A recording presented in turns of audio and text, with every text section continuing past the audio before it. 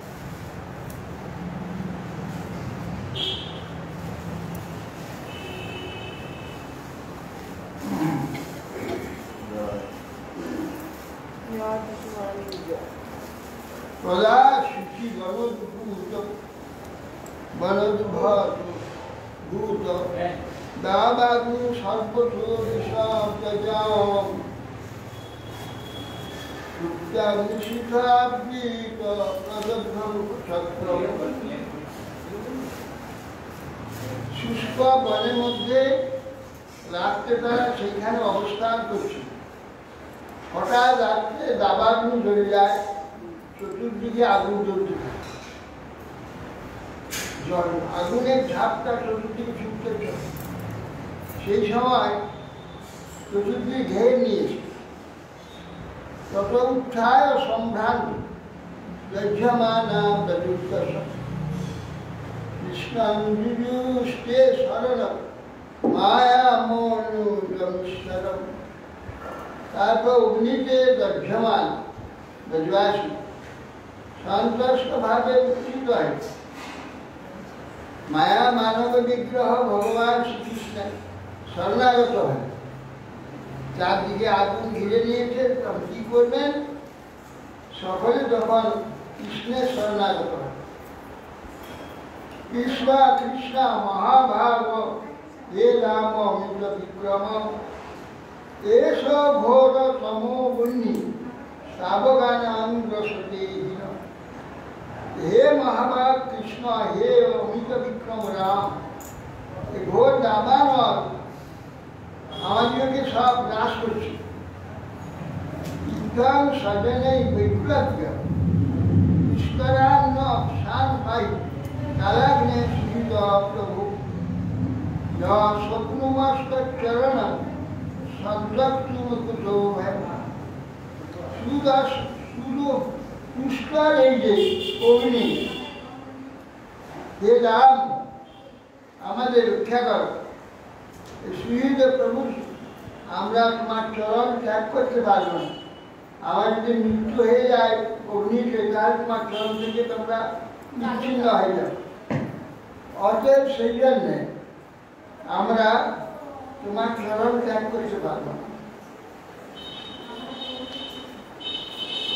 ইচ্ছাম সাধন বৈষ্ণব্যম নিরীক্ষ জগদীশ্বর তমগ্নি অপিবা তীব্র মনন্ত মন্ত্র অনন্ত শক্তি। অনন্ত শক্তি সর্বত্র সপ্রকাশ মাঝে বিগ্রহ জগদীশ্বর। এইরূপ কাতর ভাব দর্শন করে দেবানলকে পান করলেন।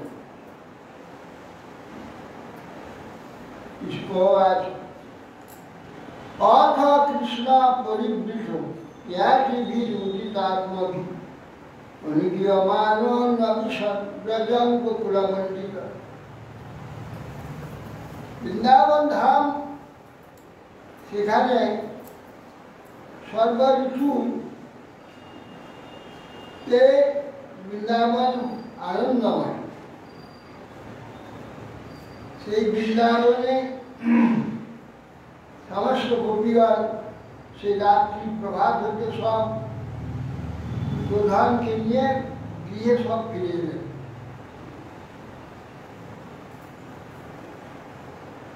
তত কৃষ্ণ পরিবৃত জ্ঞাতিবি উদিতাত্মন অনিয়মাননা বিশদ ব্রজন গোকুল মন্দির। তারা সকলে প্রভাতে গোকুল গোকুল মন্ডিত হয়, অর্থাৎ গাভীকুল মন্ডিত হয়ে সকাল সকলে চলে গেলেন।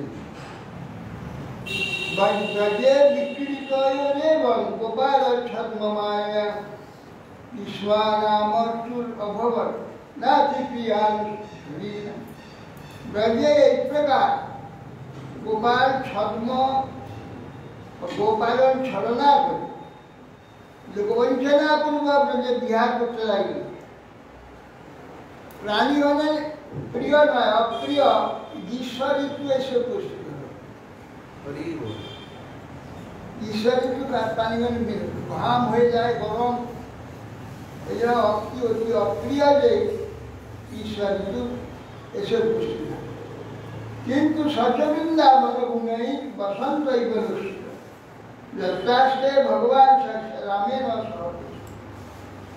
যেখানে বলদেব সহ কৃষ্ণ অবস্থানের বৃন্দাবন ধাম চির বসন্ত। চির বসন্ত হলে সবচেয়ে গরম হচ্ছে বেশি বৃন্দাবনে। সবটা শীত বেশি, ঠান্ডা বেশি। তাহলে বৃন্দাবনে কি করে সর্বদা বসন্ত।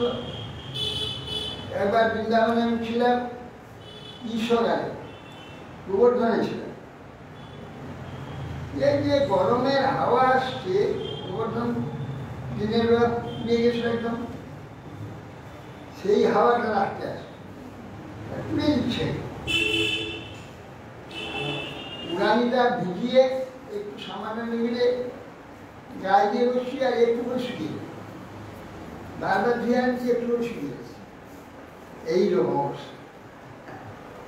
হ্যাঁ, জল খেলে একদম বাথরুম হবেই না, এরকম 10-20 কিলো জল খেয়ে নেবে, চুষে নেবে। কিন্তু সেখানে এখানে বন্যা করছেন যে গ্রীষ্ম ঋতু এসেছে, বসন্ত বদলাচ্ছে কি করে?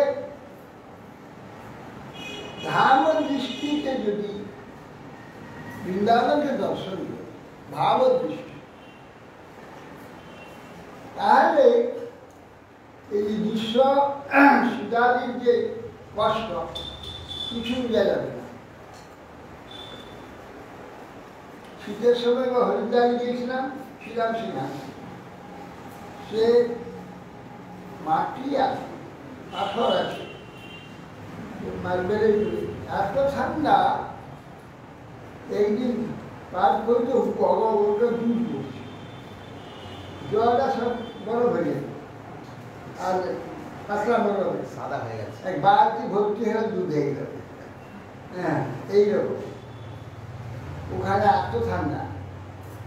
কিন্তু আমি ওই মন্দিরে ঠাকুরের পূজা করতাম, পূজা করতে সেই ঠাকুরের ভোগ দেওয়া, পূজা করা, এইসব চিন্তা। সে যে এত ঠান্ডা কিছু বুঝতে পারি। ওখান থেকে যখন বর্ধমানে এসে দেখি পায়ের নিচটা কটা ফুসকা হয়ে গেছে, প্রতি আঙুলের উপরটা ফুসকা করে ঠান্ডা। ঠান্ডা গরমে ফুসকা হয়, আর ঠান্ডায় ফুসকা। এখানে আসতে সব চামড়াগুলো উঠে গেল, আমার ফুসকা। কিন্তু বুঝতে পারা যায়, বুঝতে পারা যায় কেন? বৃন্দাবন ধাম চিন্ময় ধাম। যদি একটু তদ্ভাবে কেউ সেখানে থাকে, তাহলে সে কিছু বুঝতে পারবে। প্রাকৃত জগতের ভাবগুলো কিছুই আসবে না, সেখানে গরমই উপলব্ধি হবে না, গরমে বুঝতে পারা যাবে না। ভাবের এমন মহিমা, যেমন প্রবল গ্রীষ্মে ঠান্ডা, গাছপালায় পাথর আদি একটু কষ্ট হয়। সেইভাবে আমাদের যদি ভাব থাকে বৃন্দাবন সেটা বসন্ত, ভাবেই বসন্ত অনুভব হয়ে যায়। অভ্যাস, ভাবের উপরে অভ্যাস, অভ্যাসের উপরে সব কাজ হয়। একজন সাধু বাবা, সে সারা রাত পৌষ মাসে বাইরে বসে আছে, খোলা আগায়, হ্যাঁ, ধ্যান করছে। সকালে গ্রামের লোক এসে বলছে, বাবা এত ঠান্ডা, গায়ে তো সমস্ত শিশির পড়ে গেছে, স্নানের মধ্যে বাইরে বসে। আপনি আমরা কত শাল ডাল সমস্ত শরীর এইসব করে কত ঠান্ডায় আমাদের তবু কষ্ট হয়, আপনি কি করে আছেন? বলছে তোমার মুখকে জিজ্ঞাসা করো কিরকম। সর্বাঙ্গে তো শাল, ভালো সোয়েটার, গরম জামা ইত্যাদি গায়ে দিয়েছ, মুখে কি দিয়েছ? মুখে কি দিয়েছ? মুখটা তো খোলা, এতে কিছু দাম, কি করে আছো? যেহেতু আমরা মুখ তো ঢাকাইতে পারবো না, মুখে খোলা রাখতে, তা অভ্যাস হয়েছে। এমন যত ঠান্ডা হোক সে মাইনাস নিচে চলে যায়, তথাপি আমাদের সে মুখ করে ঠান্ডা অভ্যাস ভাব, এটা কথা মনেই হয় না। সারা অঙ্গের তো সমস্যা, গরম কাপড় সাপাই, মুখের কথা চিন্তাই করে অভ্যাস। সেজন্য ভাবের হচ্ছে আত্মা, ধাম চিন্ময় ধাম, ভগবত ধাম। ভাবের চিন্তা হচ্ছে আত্মা, আর জড়াই শরীরের চিন্তা হচ্ছে যখন হয় তখনই ধাম অনুভব হয়, ঈশ্বর অনুভব হয়। বৃন্দাবন চিন্তামণি শিয়া কান্তা কান্ত কর্মপুরুষ সকল্প তর্কমা ভূমি চিন্তামণি তৈরুতম কথাগায়ম নাট্যঙ্গ মনোটি চিদানন্দ জ্যোতি তদা সাধ্য ব্রহ্মসংহিতাতে বলতে শিয়া কান্তা, এই ধানের যে যত স্ত্রী আছে সব লক্ষ্মী, সমস্ত লক্ষ্মী। কান্ত পরম পুরুষ, সেখানে পরম পুরুষ কৃষ্ণই একমাত্র কান্ত। কল্প তর্ক ধূমা, সেখানে সমস্ত তৃণ থেকে আরম্ভ করে যা কিছু আছে বৃক্ষ সব কল্পতরু। কল্পতরু মানে যা কল্পনা করে সেটা তৎক্ষণাৎ দেখা যায়, পাওয়া যাবে। কল্পতরু ভূমিষ্ঠ চিন্তা গণময়ী, চিন্তামণি গণময়ী, মাটি সেখানে চিন্তামণি, চিন্তা মাত্র সেই রকম হয়ে যাবে মাটিটা, যা চিন্তা করবে সেই রকম দেখতে পাবে, চিন্তামণি। তরুণতম জল মাত্র মৃত, কোথা গান, এখানে সাধারণ ব্যবহারিক কথাবার্তা বললে, এখানে সর্বোত্তম সঙ্গীত একটি শুনলে যে শুভ হয়, শুধু কথা বললেই। তাহলে যদি কেউ সঙ্গীত করে সেটা কেমন হবে? কথা বলে যদি এখানে সর্বশ্রেষ্ঠ সঙ্গীতে আনন্দ, যদি সেখানে কেউ সঙ্গীত করে সেটা কেমন? অনির্বাচন নাট্যঙ্গ মনোময়, এখানে সাধারণ ব্যবহারিক কার্যে ঘুরে বেড়ালে যেমন হয়, ওখানে কেবল অমনি ঘুরে বেড়ালে এখানে নৃত্য দেখলে যে আনন্দ হয় তার চেয়ে অধিক আনন্দ হয় শুধু চলে হেঁটে বেড়ালে। ওখানে যদি নৃত্য করে ভগবানের ইত্যর্থে, তাহলে সেটা কেমন, সেটা বর্ণনা করা যাবে। অপূর্ব সে ভাব, ধাম ধামের যে যারা আছে তাদের যে ভাব, অনির্বচনীয় ভাব, সে ভাষা দিয়ে বুঝিয়ে দেওয়া যাবে। সেইটাকে অনুভব করতে গেলে ভূমিকা দেয়। আমার যে অবস্থানটা, ভাবের অবস্থানটা, সেই পর্যায়ে আত্মা অধ্যাত্ম পর্যায়ে তো ভাব দিতে হবে, জড় পর্যায় থেকে তুলে নিতে হবে। জড় পর্যায়ে সে ভাব থাকলে ধামের যে অপ্রাকৃত চিন্ময় সেটা অনুভব হবে, স্পর্শই করবে। ভাব উন্নত হবে তত এইগুলো অনুভব। জাগতিক ভাবে যে জড় বস্তুকে মিথ্যাকে সত্য বুঝি, মিথ্যাকে যদি সত্য বুঝি হয়, তার সত্যের যে চমৎকারিতা কিভাবে বুঝি? মিথ্যা একটা মাটির তৈরি একটা ফল, যদি সত্য বলতে তাকে যদি আমি মনে করি, সত্য যে ফলের যে গন্ধ, তারা স্বাদ, সেগুলো আমি কি করে বুঝবো বা অনুভব করবো? এই জন্যে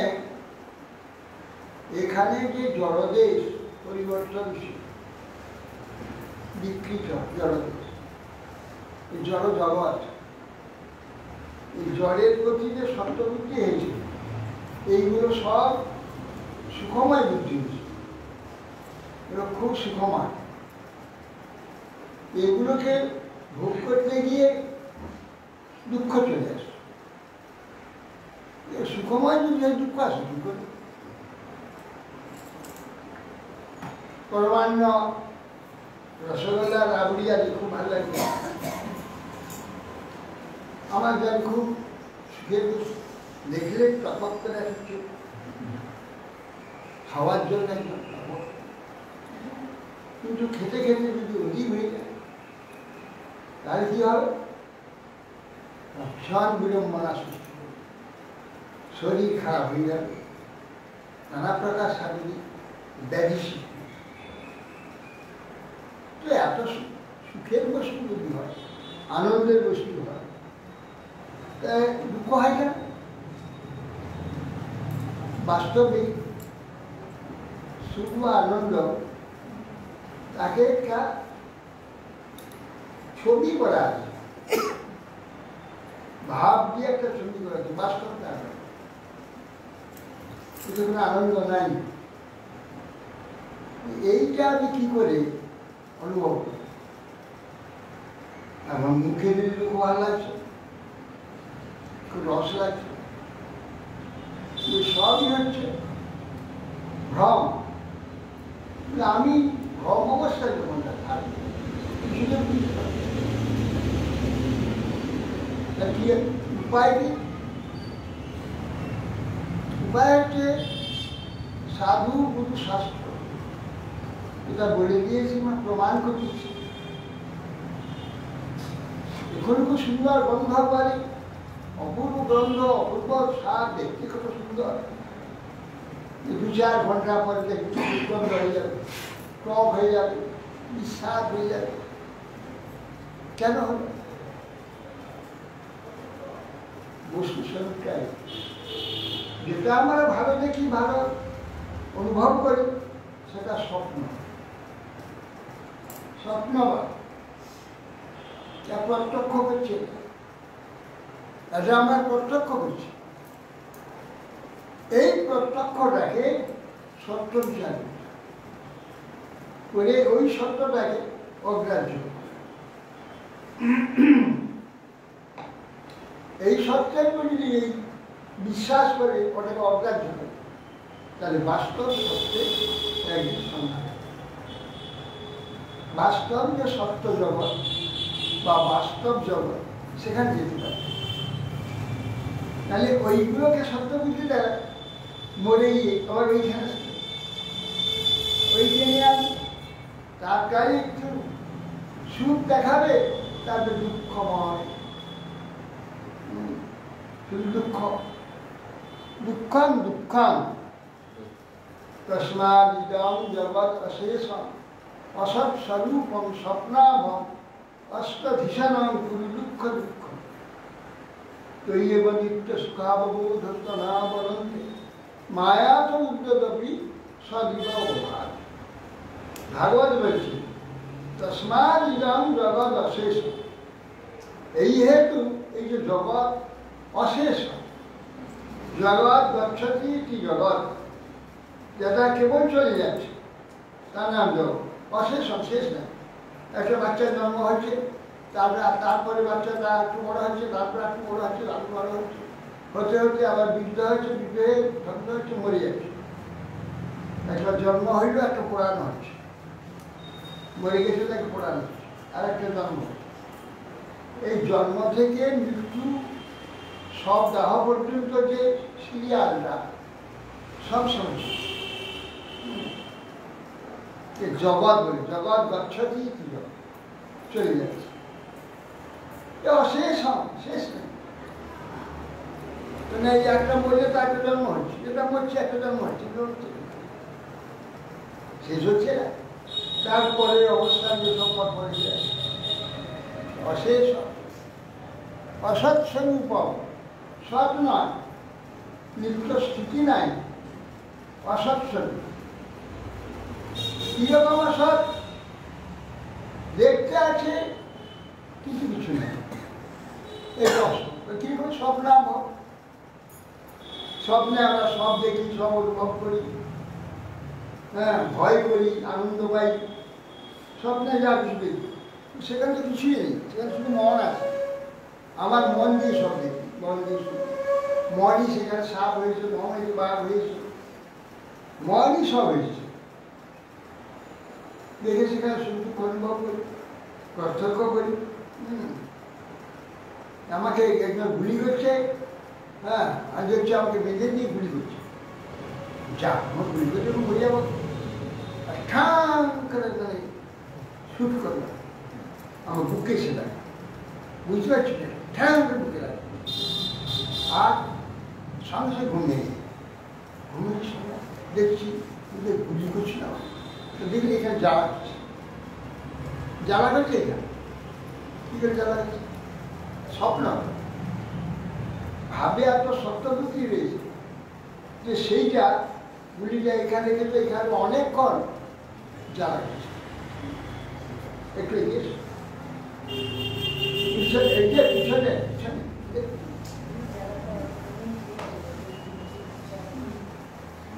এই জন্যে স্বপ্নাভম, স্বপ্ন যদিও বস্তু নেই, কিন্তু সব বস্তু অনুভব হচ্ছে, স্বপ্ন।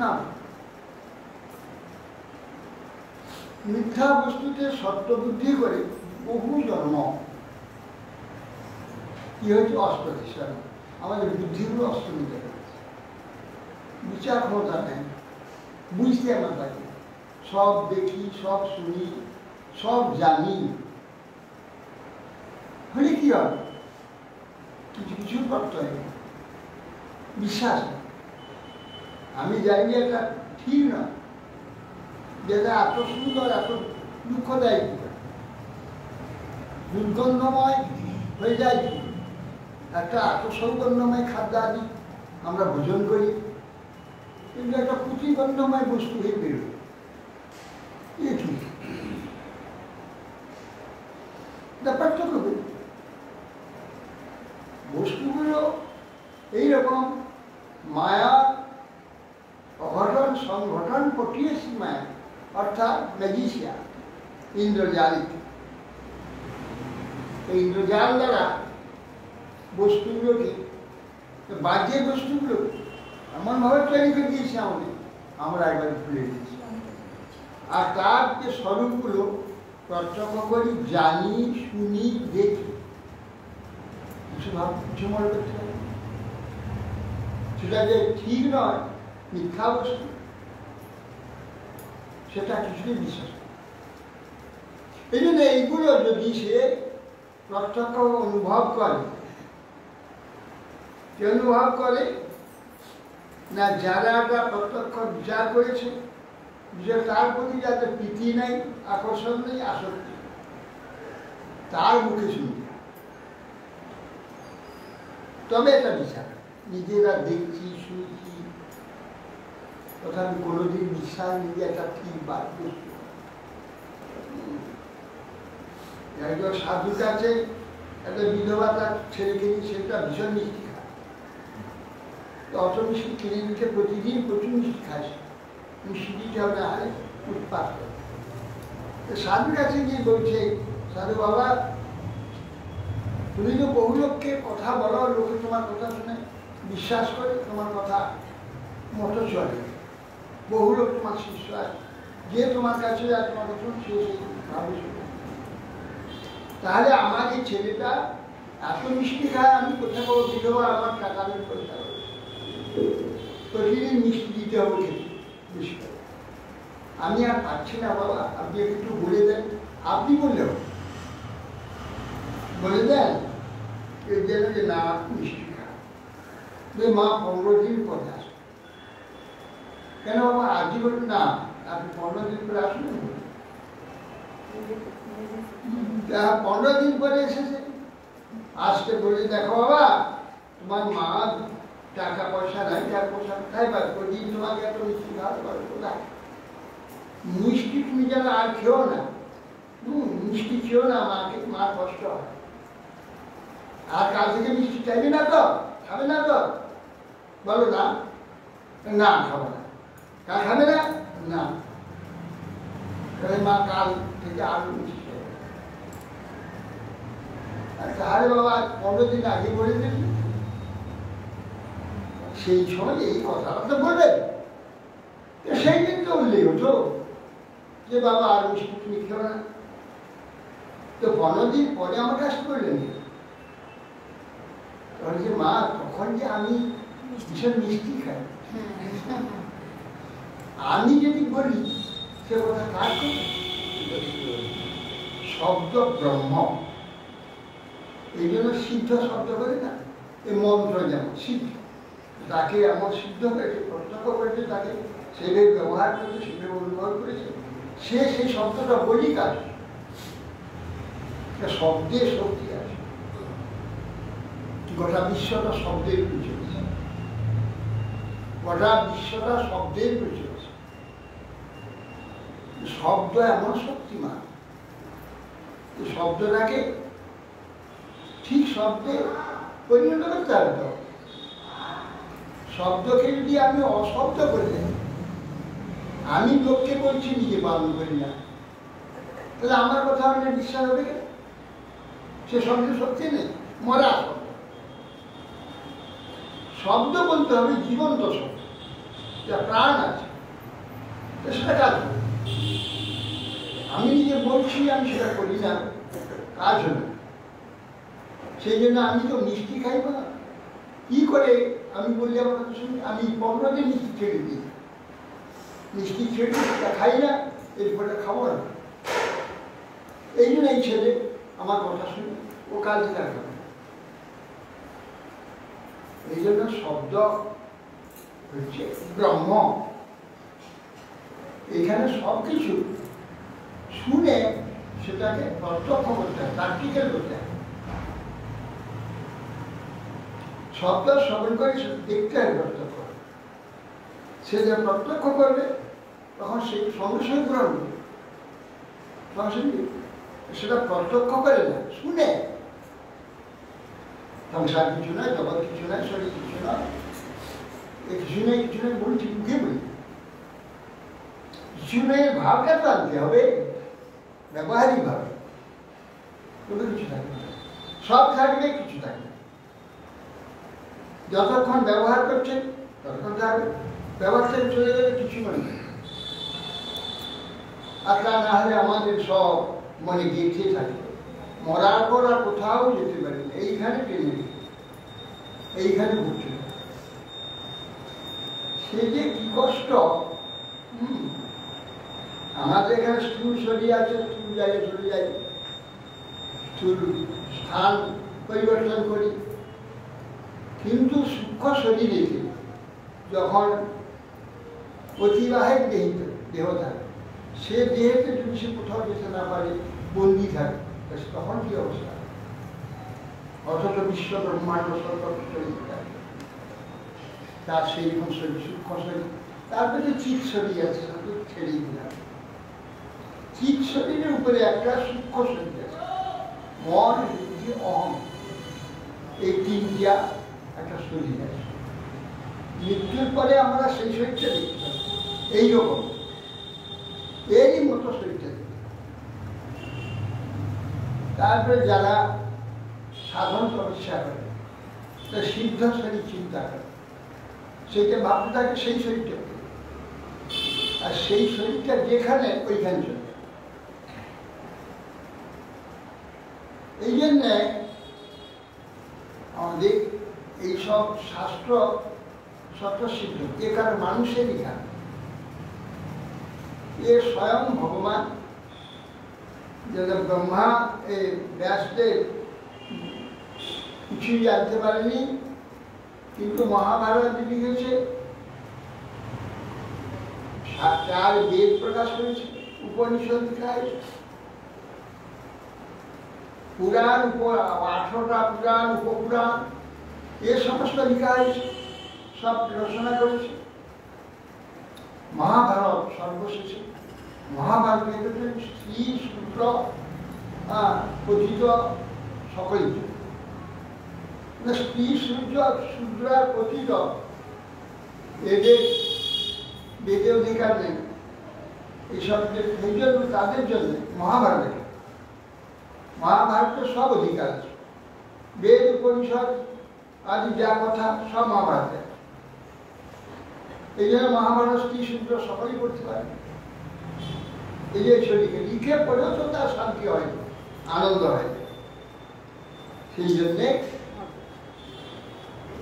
তাকে তিনি তখন কি করবেন যে এই তখন বললেন যে তুমি ভগবানের তার গুরুদেব নারদ গোস্বামী নারদ গোস্বামীকে আমার এত সমস্ত করলাম জগৎ কল্যাণের জন্য তথাপি আমার মনে কেন শান্তি নাই আপনি কৃপা করুন করেছ বটে বাস্তব কল্যাণের কথা সব শাস্ত্রগ্রন্থের কথা বলেছ যদিও অবাস্তবগুলো যত বেশি বলেছ বাস্তব তত বেশি পারবে অবাস্তবগুলি বেশি গ্রহণ করে বাস্তব নেই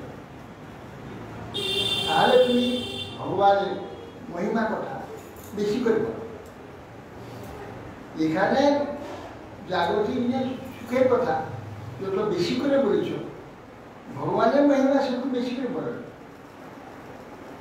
তারা অন্যতম করে করেছ তুমি ওগুলো বেশি তারা নেবে না ওগুলো তো অনুভব প্রত্যক্ষ করে না প্রত্যক্ষ এখানে ধন সম্পদ ঐশ্বর্য পদবী সম্মান এগুলো প্রত্যক্ষ করে এইগুলোতে বেশি আসক্ত যে কাজ করলে যে কার্য করলে এইগুলো পাওয়া যায় সেই কাজগুলো বেশি আর ভগবানকে পাওয়া যায় ভগবানকে অনুভব করা যায় যে কথাগুলো সেগুলো তো দেখেনি তাদের করে যে বলেছি যা পড়তে হয় পড়ে যাবে তাতে বেশি মন দেবে না সেটা প্রত্যক্ষ করেন প্রত্যক্ষ করি এই জগৎকে এই জগতে যা কিছু সমৃদ্ধি আছে সকলের লোক আছে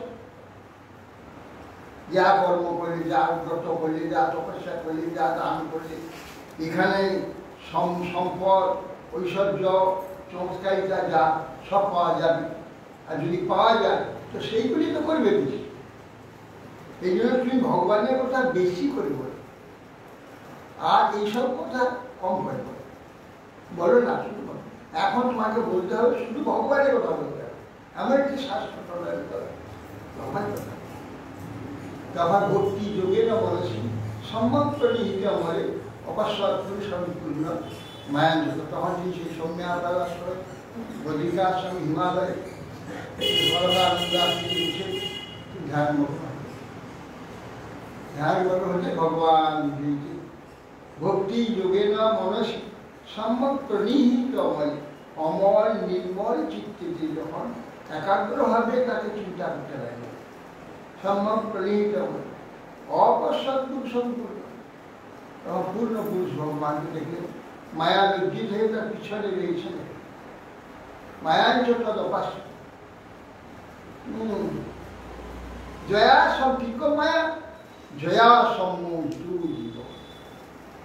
দীর্ঘ মায়াকে দেখলেন ভগবানের পিছনে যে মায়ার দ্বারা সমস্ত জগৎ মহিল হয়ে সব মহিল জয়া সম্মোহিত আত্মাদম ত্রিগুণাত্মক মন্ডল তার দ্বারা মহিল হয়ে এখানে সত্তর সময় তিনটে গুণ আছে সে গুণ কার্যেতে মহিল জয়া সম্মোহিত জীব আত্মানম ত্রিগুণাত্মক পরোপি মনুতে সে ত্রিগুণের চেয়ে শ্রেষ্ঠ হয়েও ত্রিগুণ যাত বস্তুর নেই নির্মণে পরোপি মনুতে অনর্থ অর্থ শব্দ প্রয়োজন এটা কিন্তু প্রয়োজন নেই অনর্থ কিন্তু ওই যে ভাল লাগে জপ করে জ্বলে উঠে আগুন যেমন খপ করে জ্বলে উঠে রাগ ওঠা আগুন নিভে গেলে পড়ে থাকে ছাই রাগ থেমে গেলে মনে দুঃখ হয়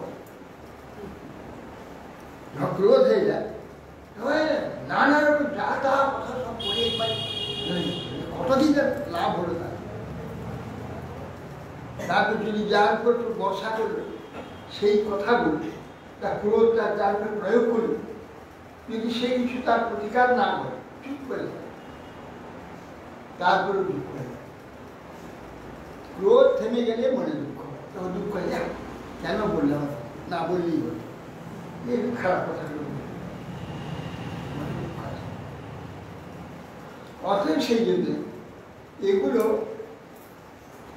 যে এই চিত্তে যে আমাদের এই যে ভাব, গুণভাব, একটা রাগ, একটা তমভাব, উত্তম উত্তম খাদ্য আদি দেখে পাওয়ার জন্য চেষ্টা, খাওয়ার জন্য চেষ্টা, রজভাব, সত্যভাব, জ্ঞান বিজ্ঞানের কথা আলোচনা করা, কারো উপকার করা, কারো ভালো করা, কারো সুখ দেওয়া, কারো সেবা করা, এগুলো সত্য।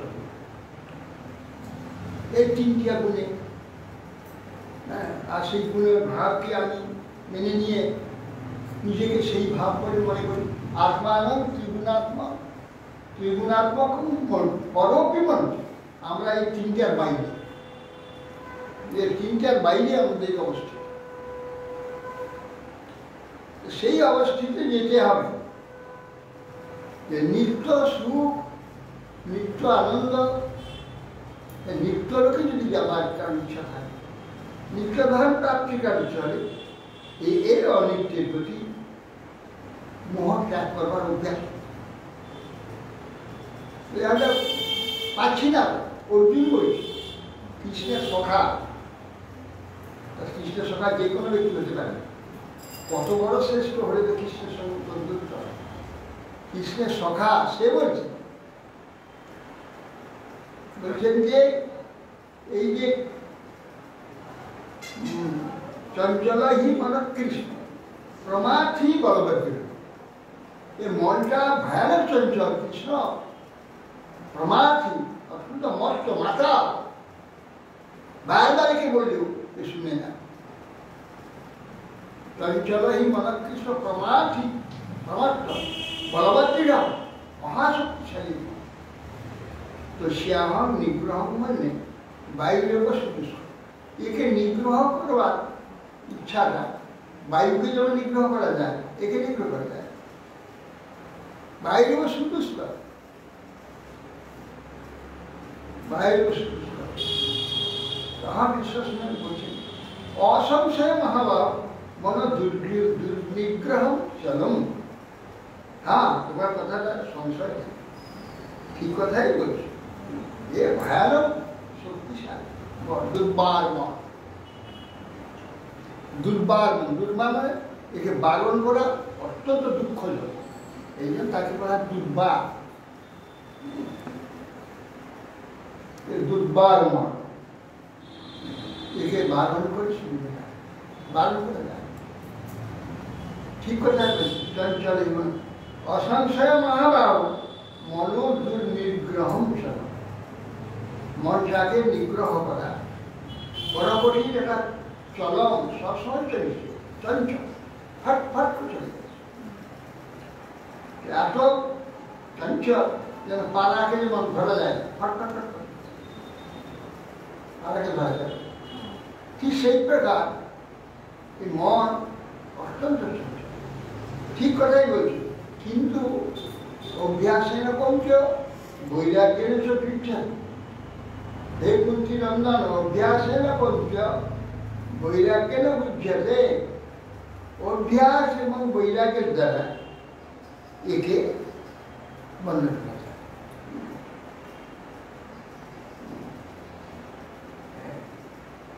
কোনকে বলে, অর্জুন তো অনেক নাম আছে, এখানে কোনকে বলে অভ্যাসে না কোনকে, কখন কোনকেও, কখন পার্থ, কখন সকল, কখন গ্রাহেশ, কখন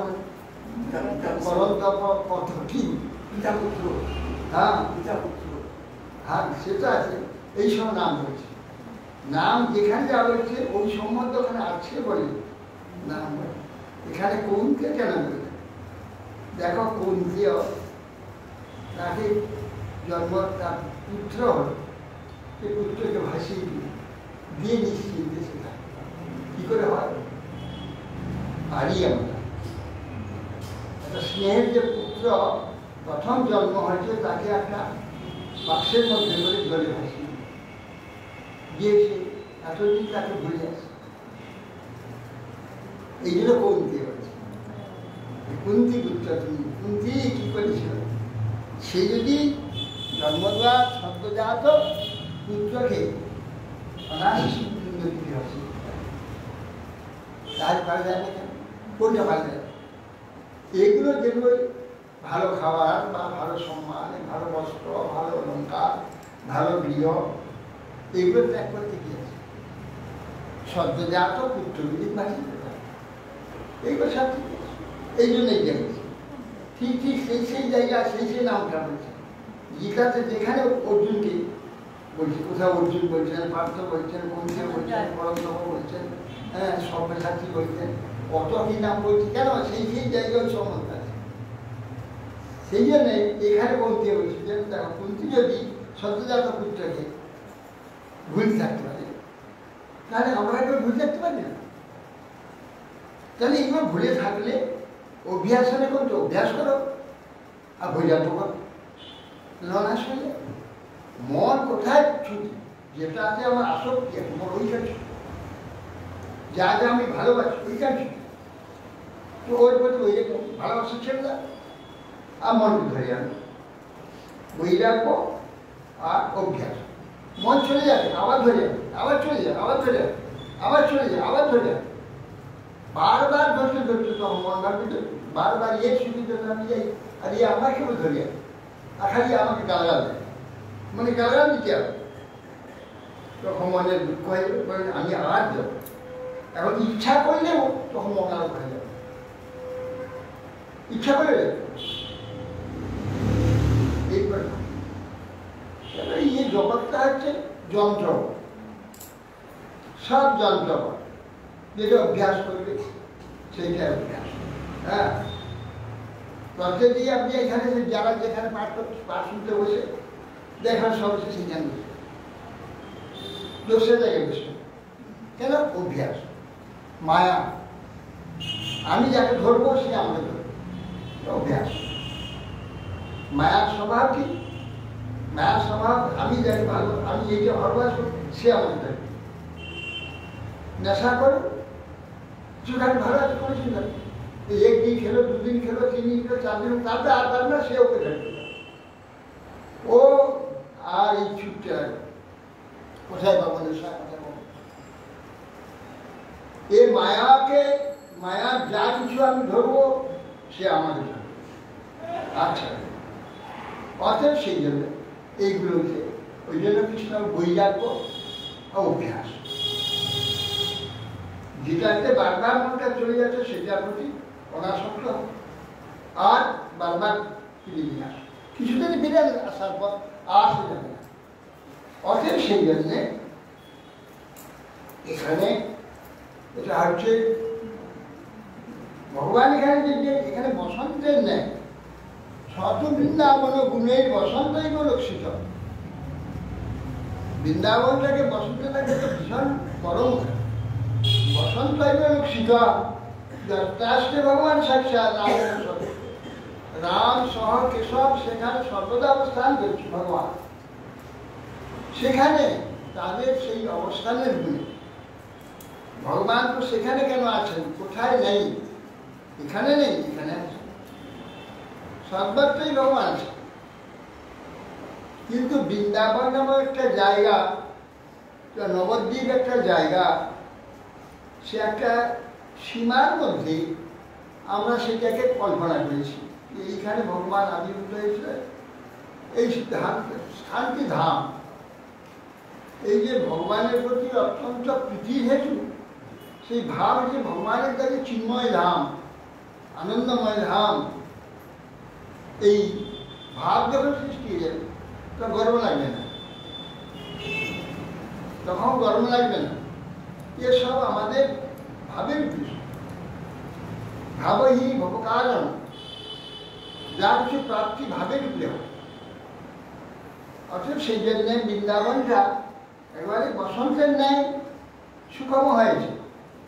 যত্র নির্ঝর নির্হাদ নির্বিদ্য সনছিলিত সত্তত্র শিকরায় জিনিস, শিকরায় জিনিস ধ্রুমমণ্ডল মন্দির। সেই সময়টা গ্রীষ্মকাল এসেছে, নির্ঝর সমূহ, অর্থাৎ সেই গোবর্ধন পর্বত, এখন যে বৃন্দাবন যেখানে আমরা দেখি, সেখানে কিন্তু সেই বৃন্দাবনটা কিন্তু পাহাড় নেই, গোবর্ধনে আছে, বৈঠান বৈঠান সব করে বিভিন্ন জায়গায় আছে, ওখানে নেই। কাম্যবনে আছে, বিভিন্ন জায়গায় পাহাড় আছে। তো তখন তিনি গোবর্ধন অনেক উঁচু ছিল, নেমে নেমে যাচ্ছে প্রতিদিন একটা তিলের যে পুরুটা তিল, একটা ওই তিল তিল নেমে যাচ্ছে। ওটা যে পুলস্ত্য ঋষি ওই পুলস্ত্য ঋষি। পুলস্ত্য ঋষি অভিসম্পাদ,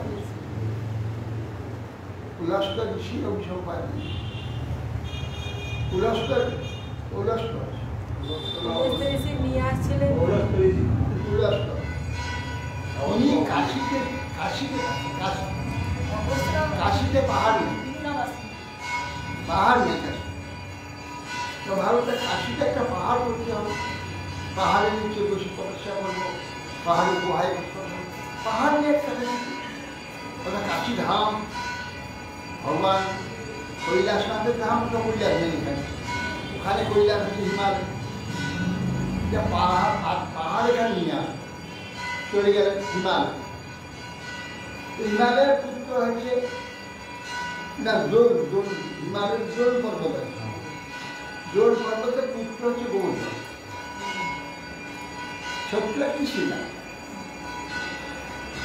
জোর পর্বত বলেছেন পর্বতার আপনাকে আমাকে আপনার একটি পুত্রকে দিতে হবে, আমার কাশীতে পর্বত নেই, আমি সেটা স্থাপন করবো, ও বৃদ্ধি হতে হতে হতে বিশাল হয়ে যাবে, আমি সেই পর্বতে ভজন করবো। পুলস্ত্য বলছে তখন বলি যখন গোবর্ধনকে বড় দিয়ে যায়, গোবর্ধন বলছে আমি আপনাকে নিয়ে যাবো, হে গোবর্ধন আমার সঙ্গে চলবে। তাহা বললেন যে যেতে পারি ঋষি, আমাকে শর্ত আছে। কি শর্ত? যেখানে মাটিতে রেখে দেবে আমি ওইখানে বেরিয়ে যাবো, আর যাবো না, এইটা শর্ত। আমার কোথায় রাখা যাবে না, আপনার যেখানে রাখবার ইচ্ছা হবে আমার থাকবার ওইখানে গিয়ে রাখবে, কারণ আজকে কোথাও রাখা যাবে তাহলে তো মুশকিল। ঠিক আছে, এই বলে নিয়ে আস। আসার সময় বৃন্দাবন উপর দিয়ে আসে, গোবর্ধন ভাবছে আরে এখানে তো ভগবান আবির্ভূত হবে, বৃন্দাবন মথুরা মন্ডল, এই মথুরায় আমাকে থাকতে হবে, মথুরা মন্ডলে আমি থাকবো, এখানে ভগবান অবতীর্ণ হয়ে আমার উপরে লীলা করবে, আমি তার জলস্পর্শ পাবো। তখন ঋষি খুব লঘু সংখ্যা, লোক এমন লঘু সংখ্যার কাপড় চুপড়ে হয়ে যাবে, এই আর তো খেতে পারছে না, অথচ তার বলে এত দূর থেকে নিয়ে এসছে কিন্তু কিছু হয়, হঠাৎ সংখ্যা হয়ে যায়। আর কৃষ্ণের ইচ্ছা ওই গোবর্ধনের দিন লীলা করবেন, প্রতি পূর্ণিমাতে গোবর্ধনে রাস করতেন, রাধাকুণ্ড শ্যামকুণ্ড গোবর্ধনেতে, এইগুলি তার বিলাসিতা। যখন এমন দিয়ে হয়েছে যে কাপড় চুপড়ে পেঁচা হয়ে যাবে, সেই সময় হট করে গোবর্ধন রেখে দিয়ে ছুটি দিয়ে পেঁচা করে নাড়া নিয়ে ফিরে এসে রেখে বিশাল বহু দূর পর্যন্ত বিশাল এই কি গোবর্ধন নিয়ে আক্রমণ হয়ে গেছে, আমি তোমাদের কাশি নিয়ে যাবো কি করে, মানে বেশি কথা আছে ভুলে গেলেন, মনে করেন কি বলেছি, ও আমি বলেছিলাম যেখানে আমাকে রাখে সেখানে রেখে রাখে, আর যখন আমি ভগবান এখানে অবতীর্ণ হবে, আমার উপর তিনি লীলা করবে, আমার কর্মের সেবা করবে, আমি এইখানে অধীন। এই বলে চর্চা চর্চা বাচ্চা আরম্ভ করে 7 মাইল হয়ে যায়, উঁচুও বিশাল উঁচু হয়ে যায়। তা তুমি আমি কষ্ট করে তোমাকে নিয়ে এলাম, তুমি আমার ইচ্ছার যে জায়গা কাশিতে আমি থাকি, কাশিতে তো আমি রেখে যাবো, কাশি যাবে না, যা অভিসম্পাদ মাটিতে প্রতীত হয়ে যায়, প্রত্যেক দিন 3 মাস থেকে এই কলি শেষে আর গোবর্ধন দেখা যাবে।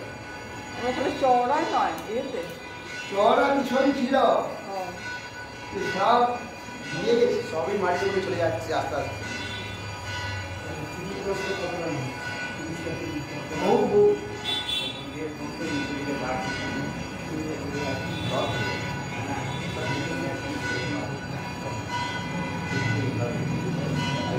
এই জন্য বলছেন যে যত নির্ঝর, নির্ঝর হচ্ছে ঝরনা। এখন তো গোবর্ধনের তো ঝরনা নেই, তাহলে এই যে এখানে বর্ণনা দিয়ে নির্ঝর মানে কাছে ছিল আর ঝর্ণাতে ঝরনা ছিল, সেটা অনেক উঁচু ছিল, ঝর্ণাও ছিল। কলির প্রভাবে ঝর্ণাও বন্ধ হয়ে গেছে, ঝর্ণা নেই। নির্ঝর নির্ঘাত নিবিড় শুনেছিল। আর ওই গোবর্ধনের বৃক্ষেতে সে ঝিল্লি পোকা তার শব্দ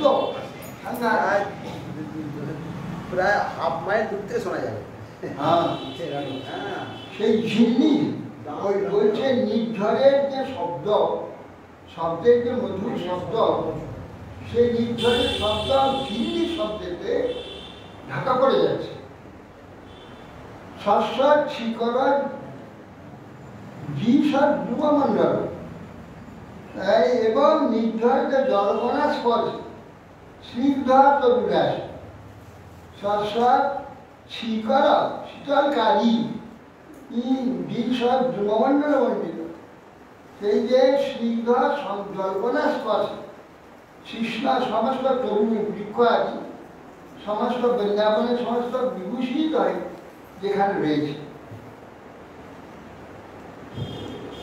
শরীর শরৎ প্রশ্রবণ উর্মি বায়ুনা কল্যাণ পঞ্জর পলরে ঋণা ন বিদ্যত দষ্টবন কষাঙ্গদেব নির্ধাগ বন্যর্ক ভব কিষাদ বলে।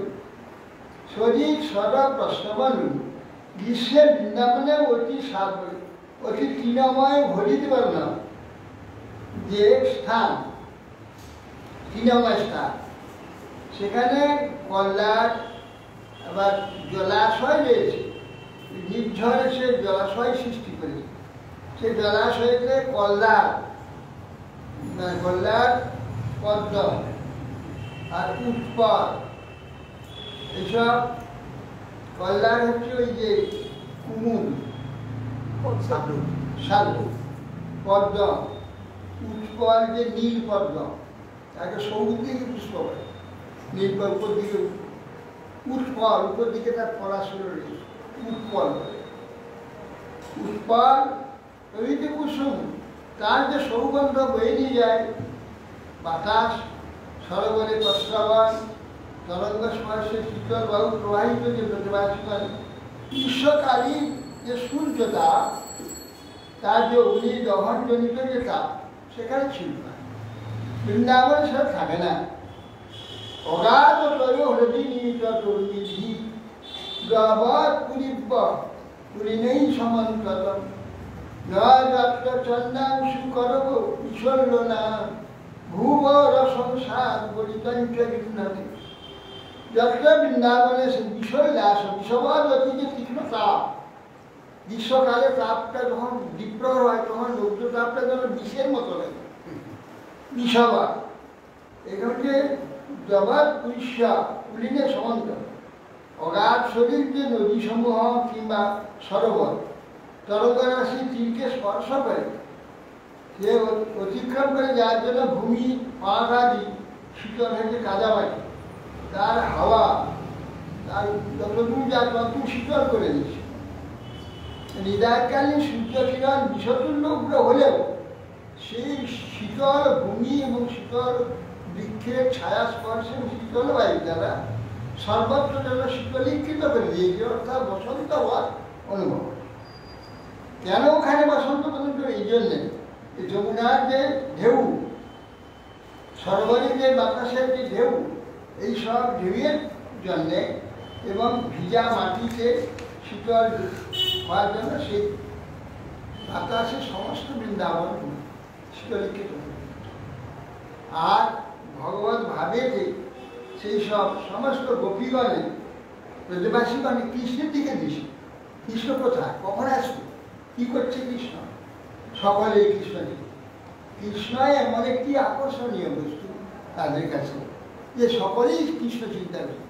গায়ে যে রোদ লাগছে, গরম লাগছে, গ্রীষ্মের যে কষ্ট, ওসব মানে আমাদের যখন চিত্ত একটাতে খুব একাগ্র এবং বাইরের যে সমস্ত বাতাবরণ তার যে সুখ বা দুঃখ আছে কিছু অনুভব হয়। এই জন্য অত্যন্ত প্রীতির বস্তু। যেমন আমরা ঘরে বাইরে বেরোতে নেই, দেখুন যারা চাষিরা মাঠে কাজ করে তারা কত রোদে, এই বিপ্রহ রোদেও সেখানে কোদাল নিয়ে বুঝছে, বলছে সে রোদ লাগছে না, না লাগছে না, কেন লাগছে না, তা মনটা ওই চাষেতে মন লাগিয়ে দিয়েছে। হ্যাঁ, সে ফসল হবে, শস্য হবে, সেই জন্য সেই দিকে আত্মগতিকা রয়েছে যেন একটা সে বুঝতে পারছে না। এত রোদ সে রোদ বুঝতে পারছে। শীতের দিনে সকালে অতি ভোরে উঠে পানি চলে যাবে, খুব ঠান্ডা, ঠান্ডায় তার মনে কাজ করতে লেগে ঠান্ডা। অতএব কৃষ্ণের প্রতি অত্যন্ত প্রীতি যখন, ভগবত প্রীতি অত্যন্ত হলে তো সংসারের যে আকর্ষণ, বিষয়ের আকর্ষণ, ভোগের আকর্ষণ, ইন্দ্রিয়ের আকর্ষণ কিছু অনুভব করে। এ প্রীতিটাই বাড়াতে হবে। আমরা প্রীতি, ভগবত প্রীতিটা কি করে বাড়ি, সে রাস্তায় চলি। বিষয়ের প্রীতিটা কি করে বাড়বে, সেটা আরো বেশি করে সেই কাজ কি করে। আর বুঝতে বা পারবো কি করে, বোঝা যাবে না যতক্ষণ পর্যন্ত ভূমিকাকে পরিবর্তন না করে, ততক্ষণ ওইটা হবে না। ভূমিকা আমার যে অবস্থানটা, স্থিতিটা, প্ল্যাটফর্মটাকে পাল্টাতে হবে। তার জন্যে শ্রবণ, কীর্তন, সাধন, ভজন এইগুলি তার জন্য এই কাজ। আর ওইটা হয়ে গেলেই সে মুক্ত হয়ে যাবে। এইখানে দেহ থাকতে থাকতে কোনো বিষয়ের প্রতি, কোনো বিষয়ের প্রতি কোনো প্রীতি থাকবে না, কোনো কষ্ট থাকবে না। শান্তি, কষ্ট, যন্ত্রণা সব এই জন্যেই। শারীরিক কষ্ট আমরা ভোগী শুনি, আসক্তি, খাদ্যে আসক্তি, বিষয় ইন্দ্রিয় সুখে আসক্তি, যে আসক্তি করে চরম দুঃখ যন্ত্রণা আমাদের কত রকমের রোগ হয় শরীর। সব রোগ এক একটা বিষয়ের প্রতি আকর্ষণ জনিত হয়, নানা রোগ সৃষ্টি, নানা রোগ সৃষ্টি। এই জন্যে রোগের মূল, হ্যাঁ, এইগুলি তো রোগের মূল আসক্তি। হরে কৃষ্ণ।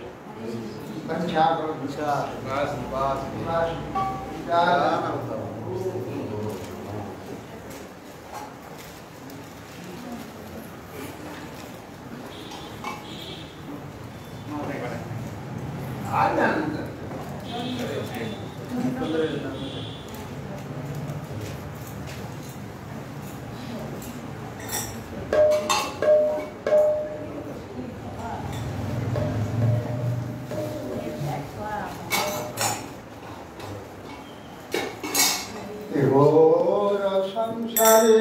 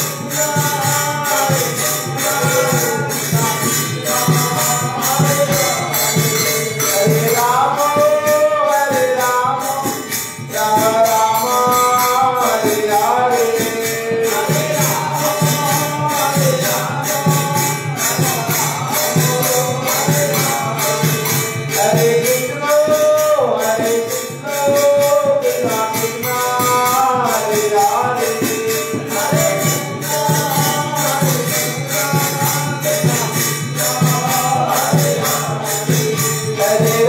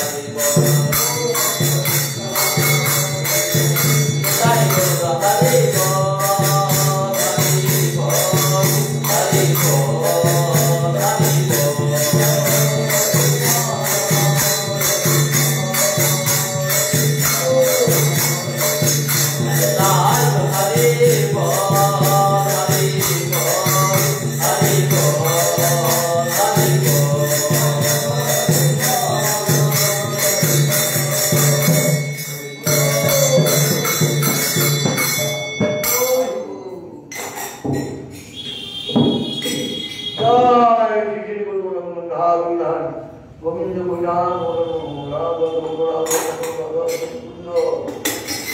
শ্রী জগন্নাথ প্রণাম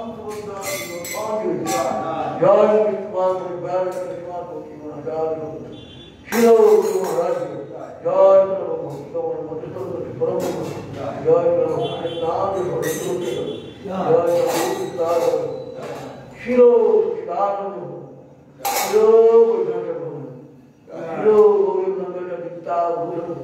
जय श्री विश्वनाथ जय श्री नटोत्तम शिव जय श्री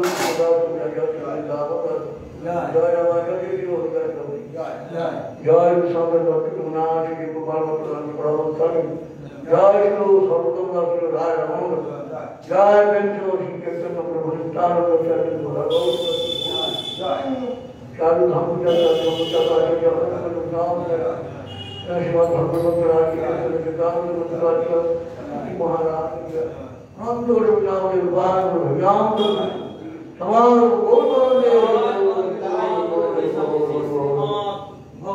सागर महाराज समागत भक्त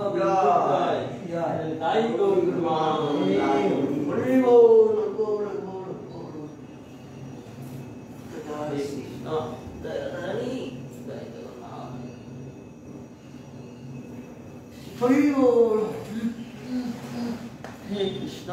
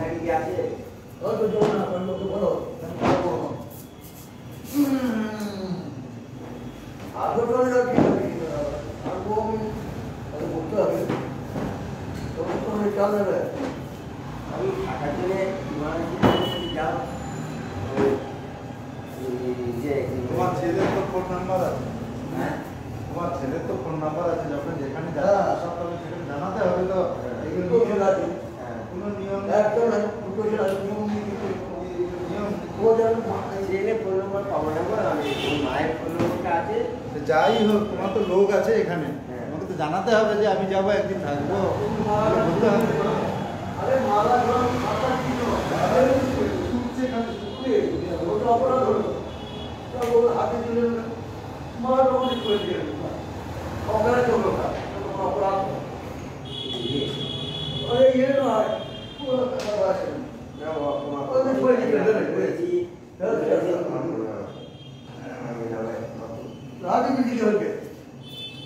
माला साक्षात कृष्ण बोलते करताल बोलते साक्षात हिता हिता তার উপর ডেলি চলে যাচ্ছে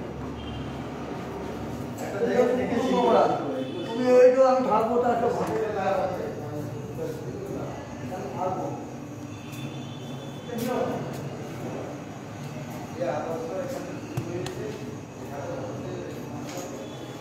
तुम्हारा सामने दिखते एक बड़ी बोलोगे और सामने सामने अरे तो वही दिखे अरे तो वही दिखे सामने सामने जगह